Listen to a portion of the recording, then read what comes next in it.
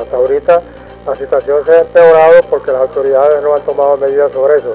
Entonces los estudiantes lo que queda es entonces interferir los pasos para la universidad, por acá, en una especie de guarimba donde ponen caucho, queman piedras, ponen piedras, todas esas cosas, impidiendo el paso y por lo tanto la realización de las actividades tanto administrativas como de servicios de la institución.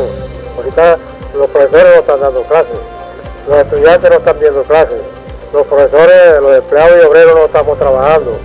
Entonces hay situaciones verdaderamente que la universidad tiene que resolver el núcleo, porque eso interfiere en el desarrollo de la universidad. La lucha es correcta de los estudiantes y apoyamos eso porque se está exigiendo que se dé clase.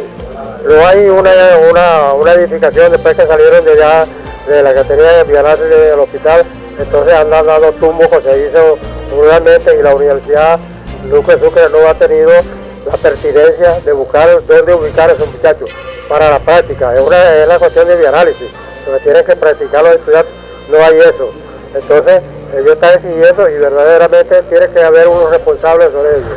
Ahora, la conducta de ellos es que no solamente se circunscriban a tomar las instalaciones de la universidad para que la gente no pase, sino hay que sacarlo a la calle, hay que llevarlo a la Plaza Miranda, hay que llevarlo a una marcha hacia el rectorado, hacia la gobernación, exigiendo esa cuestión porque el resto se queda encajonado en los 4 paredes de la universidad y no se resuelve como ha sido la situación ahorita. El llamado es a que verdaderamente las autoridades se sienten responsadamente con quien sea a buscarle solución para que esa situación no siga. O declaran definitivamente perdido el semestre para bioanálisis, ya prácticamente 5 meses sin clase, correr ese riesgo hasta que se busque una solución de instalarlo a ellos en su sitio correspondiente, pero que dejen a los demás estudiantes de la universidad hacer sus actividades porque no pueden interrumpírselas.